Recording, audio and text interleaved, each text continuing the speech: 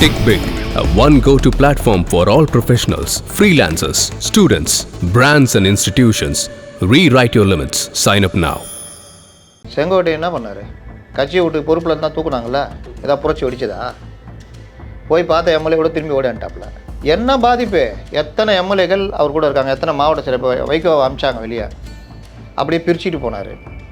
அந்த மாதிரி எதாவது இருக்காங்களா செங்கோட்டையன்? சொல்லுங்கள், நான் ஒத்துக்கிறேன். ஆமாங்க, செங்கோட்டையன் போனாருன்னா டிடிவிக்கு நான் ஒத்துக்கிட்டேன்னா இல்லையா? தென் மண்டலத்தில் ஜெயிக்கிறது, கொங்கு மண்டலத்தில் ஜெயிக்கிறது, இது எல்லாமே அலை. அப்பப்போ வர அலையன்ஸு ப்ளஸ் அலை இது சேர்ந்து தான் முடிவு பண்ணும். அப்போ எந்த விதமான பாதிப்பும் ஏற்படுத்தாதுன்ற ஒன்றும் நடக்காது. அவர் 2020 போன தடவை நடந்துச்சுல 21 அது கூட நடக்காது. ஏன் நடக்காதுன்னா சார், ஆனால் இவங்க 3 பேரும் அந்தந்த தொகுதியில் ஸ்டார் கேண்டிடேட்ல சார். இப்போ பெரியகுளம் ஏங்க, இப்போ பெரியகுளம் தமிழ்நாட்டை பற்றி நான் பேசுகிறேன். தமிழ்நாட்டு ஒட்டுமொத்த தமிழ்நாட்டுக்கு சொல்லுங்கள். இவர்கள் எல்லாம் சேர்ந்துக்கிட்டு ஒரு அணி அமைச்சா, நீங்கள் தாவேகா காங்கிரஸ் சேர்ந்து அமைச்சா கூட ஏதோ பர்சன்டேஜ் வாங்குவாங்க, 2 கட்சிக்கு ஏதாவது பிரச்சனை பண்ணுவாங்க. இங்கே அது கூட கிடையாது.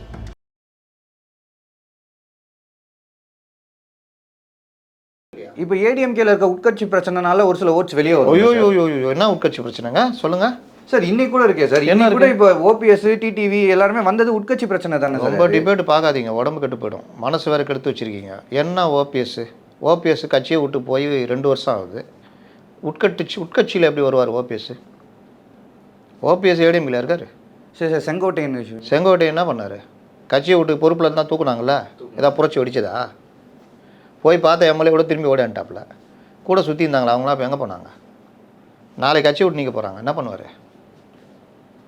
மீடியாக்கள், ஆதரவு மீடியாக்கள் தூக்கிட்டு அவர் பின்னாடி மைக்கு நீட்டின்னு போய்கிட்டு இருப்பாங்க. 1/2 மணி நேரம் பேசுவார், 2 நிமிஷத்தில் பேச 1/2 மணி நேரம் பேசுவார். என்ன பாதிப்பு? எத்தனை எம்எல்ஏக்கள் அவர் கூட இருக்காங்க, எத்தனை மாவட்ட சிறப்பு வைகோ அமிச்சாங்க வெளியே, அப்படியே பிரிச்சுட்டு போனார்.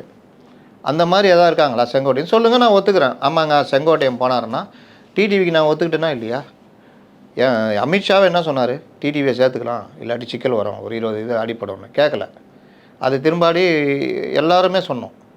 25 சீட்டு நான் கணக்கு போட்டேன், 25 தொகுதி போச்சு. அந்த மாதிரி செங்கோட்டையன் போனால் அதான் போகுமா?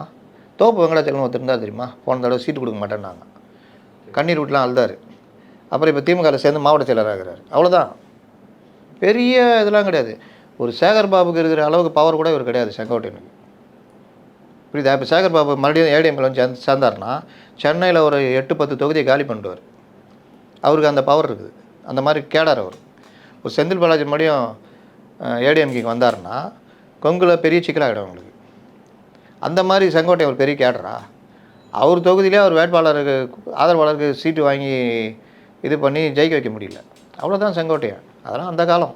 இதெல்லாம் வேடிக்கை பார்த்துட்டு இருக்க மாட்டாங்க. இவர்கள் எல்லாம் சேர்ந்துக்கிட்டு ஒரு அணி அமைச்சா, நீங்கள் தாவேகா காங்கிரஸ் சேர்ந்து அமைச்சா கூட ஏதோ பர்சன்டேஜ் வாங்குவாங்க, 2 கட்சிக்கு ஏதாவது பிரச்சனை பண்ணுவாங்க. இங்கே அது கூட கிடையாது.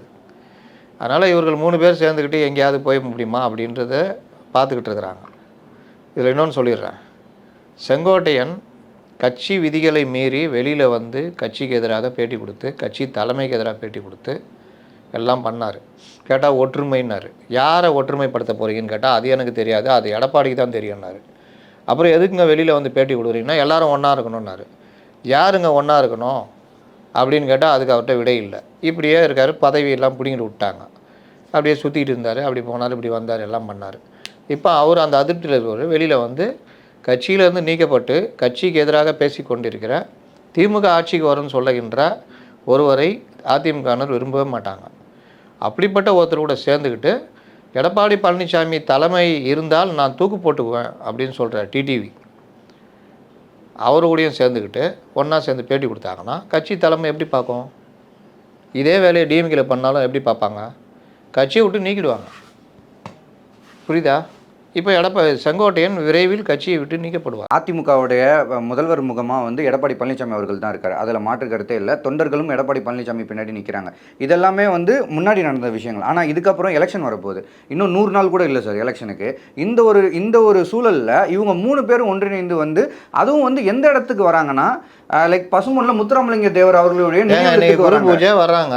ஆமாம் சார், வராங்க சார். இல்லை சார், ஏதோ ஒரு சாதாரண நாளில் 3 பேரும் அங்கே போய் நின்று சபதம் ஏற்ற மாதிரி சொல்கிறேன். எடப்பாடி தலைமையிலான அதிமுக வந்து எங்கே வந்து அடிபடுறாங்க, அதாவது அவங்க வெற்றி எந்த இடத்துல பாதிக்கப்படுதுன்னா அந்த முக்குளத்தோர் சமுதாய வாக்குகள் தான் வந்து போன தடவை அடிபட்டப்போ ஓபிஎஸ் எங்கே இருந்தார்? அதிமுகவில் தான் இருந்தார். இரட்டை தலைமையாக தான் சந்திச்சாங்க. செங்கோட்டையன் அதிமுகவில் தான் இருந்தார். அப்புறம் தோத்தாங்க. ஏன்னா சார் இல்லை சார், நம்ம அப்படி பார்க்க போனால் இப்போ நீங்கள் சொல்கிறீங்க வந்து டிடிவி தினகரன் கிட்ட ஒரு 0.5 ஓட் சதவீதமாக இருக்குமான்னு தெரில அப்படின்னு சொல்கிறீங்க. ஆனால் கிட்டத்தட்ட 21 தொகுதியில் ஒரு வெற்றியை அதிமுக ஏடிஎம்கேயோட வெற்றியை பறிச்சிருக்காரு. அது எப்போ? 21. அப்போ யாரெல்லாம் இருந்தால் அவர் கூட? ஓபிஎஸ் இருந்த 18 பேர் இருந்தாங்க. ஓபிஎஸ் இல்லை, ஓபிஎஸ் ஏடிஎம்ல இருந்தார். 18 எம்எல்ஏக்கள் இங்கேருந்து பிரிஞ்சு போன மாவட்ட செயலர் அவங்க இவங்க எல்லாம் இருந்தாங்க.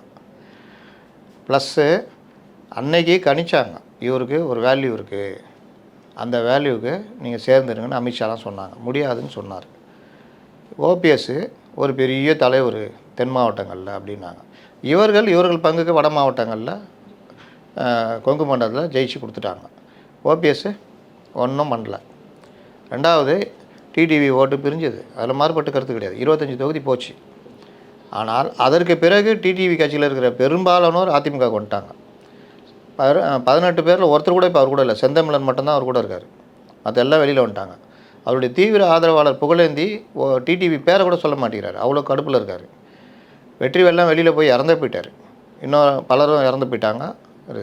இன்றைக்கி தனிமரம் அவர் செந்தமிழன் கொஞ்சம் பேர் இருக்காங்க. அதனால தான் சொல்கிறேன் 21 இருந்த ஓட் பர்சன்டேஜ்லாம் இப்போ அவருக்கு கிடையாது.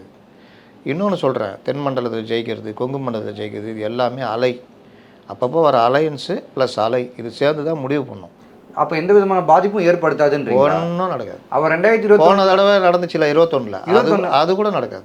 ஏன் நடக்காதுன்னா திமுகன்ற ஒரு பெரிய கட்சி அன்னைக்கு அவ்வளோ பெரிய ஸ்டாலின் தான் வரார், விடியல் தர போகிறார் எல்லாம் சொல்லியும் இவங்க 75 சீட்டு ஜெயித்தாங்க.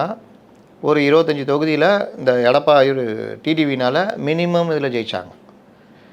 இப்போ இவருக்கு இருக்கிறது எல்லாருமே இங்கே வந்துட்டாங்க. பெரும்பாலும் 75% ஏடிஎம்க்கு திரும்பிட்டாங்க. 25% அது கூட அப்படி இப்படி இருக்குது, வந்துடும். டிஎம்கே அப்போ இருந்த வராரு, விடியல் தர போகிறாரு, இவர் கூட யார் இருக்கிறா, ஐயோ இது பாருங்க அவர் வந்து கொடுக்கப்பட்ட மக்களின் தலைவர் திரும்ப இருக்கிறார், இவர் யார், இவர் வந்து சிபிஎம் நேர்மைக்கு பேர் போனவர்கள் அப்படி இப்படிலாம். இப்போ இருக்கா அந்த பேர்லாம் எல்லார் பேரும் கெட்டு போய் கிடக்குது. டூடு படம் பார்த்து ரிவ்யூ பண்ணுகிறாங்க. ஏன் விவசாயி பாதிக்கப்பட்டு கிடக்கிறான், ஒடுக்கப்பட்ட மக்கள் அங்கே போய் நிற்காம திருமாவளவனை டூடு படம் பார்த்து ரிவ்யூ பண்ணிகிட்டு இருக்காரு. ஜனங்க எப்படிங்க ஏற்றுக்குவாங்க? மழை பெய்த என்னங்க நான் அமைச்சரை கேட்டால் மழையை ரசிக்க கற்றுக்கொள்ளுங்கள். அரேபியாவில் பாருங்கள் மழையே இல்லை, இங்கே பாருங்கள் மழை இருக்குன்றாரு. இந்த மனப்பான்மையெல்லாம் எப்படி இருக்குது? ஐயா நெல் பூத்து போச்சு, ஐயா வளர்ந்து போச்சு. என்ன வளர்ந்து போச்சு? போன ஆட்சியில் பார்த்தியா 3 இன்ச்சு வளர்ந்துது, இந்த ஆட்சியில் பார்த்தியா 3/4 இன்ச்சு தான் வளர்ந்துக்குது. இப்படி பேசிக்கிட்டு இருக்கிறவங்கள வச்சு இப்போ எவ்வளோ வெறுப்பு ஜனங்களுக்கு இருக்கும். கண் எதிரில் மெட்ராஸு பள்ளத்தை இதை எடுத்து போட்டால் இது பீகாரில் இருக்குதுன்னு போடுறாங்க. அப்போ இந்த மாதிரியெல்லாம் ஜனங்களுக்கு வெறுப்பு இருக்குமா இருக்கா? சென்னை சூப்பராக இருக்குதுன்னு நீங்கள் சொல்லிக்கிட்டு சென்னை மக்கள் வந்து சிரித்து கொண்டே வரவேற்பாருன்னு முதல்வர் சொல்கிறாரு. மழையை சிரிச்சுக்கிட்டாங்க வரவேற்பாங்க. ஒவ்வொருத்தனும் வீட்டிலேருந்து வெளியில் போயிட்டு வரத்துக்குள்ளே அவன் படுறப்பாடு அவனுக்கு தான் தெரியும். அதுவும் ரோட்டில் வந்து பள்ளம் உங்கள் உயிருக்கே உத்தரவாதம் கடுமையாக பாதிக்கப்படுறாங்க. நீங்கள் பள்ளம்னு நின்னீங்கன்னா பக்கத்தில் வர காருக்காரன் அந்த பள்ளத்தில் இறங்கி உங்களுக்கு தண்ணி அடிச்சு விட்டு போகிறான். சரி கொஞ்சம் வேகமாக போயிடலான்னா பள்ளத்தில் விழுந்து போர் உடஞ்சி போகுது, நம்மளும் சேர்ந்து விழுந்து மண்டை உடஞ்சி போகுது. அவ்வளோ கடுமையான இதை நம்ம சந்திச்சுக்கிட்டு இருக்கிறோம். இவர்கள் மழையை ரசிக்க கற்றுக்கொள்ளுங்கன்றாங்க. இது என்ன சினிமா விளம்பரமா? இது சினிமா கதையா? இது அப்படியே மலையில் போய் ஹீரோயின் பாட்டு பாடுமே, வான் மேகம் அந்த மாதிரி வாழ்க்கைங்க. அது நான் என்ன சொல்கிறேன், ஓரளவுக்காவது பேசணும். ஒரேடியாக இந்த மாதிரிலாம் பேசியிருந்தீங்கன்னா அப்போ இந்த மாதிரி பிரச்சனை இருக்குது. ஏடிஎம்கே இங்கே என்டிஏ கூட ஸ்ட்ராங்காக இருக்குது. இவர்கள் 40% வரைக்கும் வாக்கு வச்சுருக்காங்க. விஜய் வந்தார்னா அது 55% மாறி. இந்த 3 பேரும் சேர்ந்து தனியாக வெளியே நிற்கிறது ஏடிஎம்கேக்கு எந்த விதத்தில் எந்த பாதிப்பு? நீங்கள் சொல்லுங்கள், எவ்வளோ பர்சன்டேஜ் ஓட்டு வச்சுருக்காரு செங்கோட்டை? எவ்வளோ பர்சன்டேஜ் வச்சுருப்பா சொல்லுங்கள், யதார்த்தமாக பேசுங்க. எவ்வளோ பர்சன்டேஜ் அவருக்கு அந்த தொகுதியில் மட்டும்தான்? 1/2% இருக்குமா அந்த தொகுதியில்? 50,000 ஓட்டு வாங்குறாரு வச்சுக்கிங்க.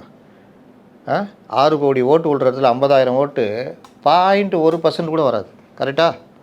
ரைட்டு. டிடிவிக்கும் அதே தான். சரி 1% வச்சுக்கோ. அப்போ மொத்தமே 1% தான்.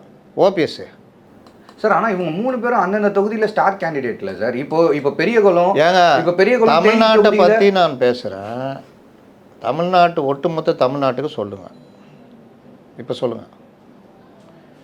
டிடிவி தனியாக நின்று ஜெயிச்சாரா? தோற்று போனார். சார் அவர் ஜெயிப்பான்னு யாருமே சொல்லல சார். நீங்க அவர் தானே வந்து- இப்ப சொன்னீங்க இல்ல சார், சார் அவங்க தொகுதியில் அவங்கவுங்க வெயிட்னு சொன்னீங்க. ஆமா சார். சார் இப்போ நான் என்ன சொல்ல வரேன், நான் சிம்பிளா நான் கேட்கறது, டிடிவி ஜெயிக்கவே மாட்டார் சார். அவருமே ஜெயிக்கல. ஆனா அவர்னால ஜெயிக்க முடியாது. ஆனா அதிமுக ஜெயிக்கிறது தடுக்க முடியும்ல. 2021 25 தொகுதியில் பாதிப்பு ஏற்படுத்தினார். அதெல்லாம் தென் மாவட்டங்கள், அந்த காரைக்குடி, இந்த சைடு எல்லாம் ரைட். ஓகே. டி நகரில், சென்னையில் டி நகர் தொகுதி அப்போ இருந்ததா இப்போ இருக்குன்னு கேட்குறேன். இல்ல நான் அது இப்போ இல்லை. okay அப்புறம் சார். ஏன் அந்த கேள்வியே வராது? அப்புறம் நீங்கள் சொன்னது அவங்கவுங்க தனி தொகுதியில் அவங்க தொகுதியில் வெயிட்டு, அதுவும் இல்லையே.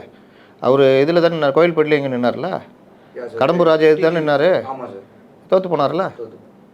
அப்புறம் ஓபிஎஸ் தனியாக நிற்கட்டுமே இந்த தடவை, என்ன கதி அவரால் பார்ப்போம். துட்டுக்கு இது செலவழித்து ஜெயிக்க கூட ட்ரை பண்ணுவார், ஆனால் ஜெயிக்க முடியாது. வேறு செங்கோட்டையன் அவர் தொகுதியில் ஓட்டை பிரிப்பார், ஏடிஎம்கே காலி பண்ணுவார், அந்த தொகுதியில் டிஎம்கே ஜெயிக்கலாம். அவ்வளோதானே, வேற என்ன? இது எப்படி அதிமுக வெற்றியை பாதிக்கும்? இதுதான் யதார்த்தம். இவர்கள் அப்படியே நம்ம மீடியாக்கள் என்னன்னா, அதிமுக ஒன்றும் இல்லை, அதிமுகவில் ஒன்றுமே இல்லை, அதிமுகவில் டெய்லி பிரச்சனை, அந்த பிரச்சனை இந்த பிரச்சனை இவ்வளோ நாளாக உருட்டினாங்க. பிஜேபி அதிமுக கூட்டணி அமையாதுன்னு சொன்னாங்க, அமைஞ்ச உடனே ஜெல்லாவாதுனாங்க, ஜெல்லான உடனே இவர் முதல்வர் வேட்பாளர்னாங்க, முதல்வர் வேட்பாளர் இவர் தான் உடனே ஒவ்வொன்றா சொல்லி அந்த கூட்டணி இம்ப்ரூவ் ஆகிட்டே போகுது. இன்னும் யாருங்க ஸ்கோர் பண்ணது? கரூர் மாவட்டத்தில் யார் ஸ்கோர் பண்ணது? விவசாயிகள் பிரச்சனையில் யார் பார்த்தா பயப்படுறாங்க? அவ்வளோதான். அதானே முன்னேற்றம். அவ்வளோதான். எத்தனை அமைச்சர்கள், டெபுட்டி சிஎம்லேருந்து ஒரே ஒரு ஆள், கரெக்டா? அவ்வளோதான். நாங்கள் தான் மாட்டு சக்தினார் விஜய். இன்னும் அவர் எந்திரிச்சே நிற்கல அவர். அப்புறம்லாம் நடக்கிறது ஓடுறதெல்லாம் இப்போ தான் தவழ்ந்து நிற்கிறாரு. அதனால் அவரும் முடிவு எடுத்துட்டார். அவரும் அந்த முடிவெல்லாம் உடனே சொல்ல மாட்டாங்க, அப்படி இப்படி போய் ஒரு இதை அறிவிப்பாங்க. நிறைய முக்கியமான விஷயங்களோட ஷேர் பண்ணிங்க சார். நேரம் ஒதுக்குறதுக்கு நன்றிங்க சார். அப்ளை பண்ணாமலே ஜாப் உங்களை தேடி வரணுமா? அதுக்கான ஆப் தான் டிக்விக். TickBig, a one go-to platform for all professionals, freelancers, students, brands and institutions. Rewrite your limits. Sign up now.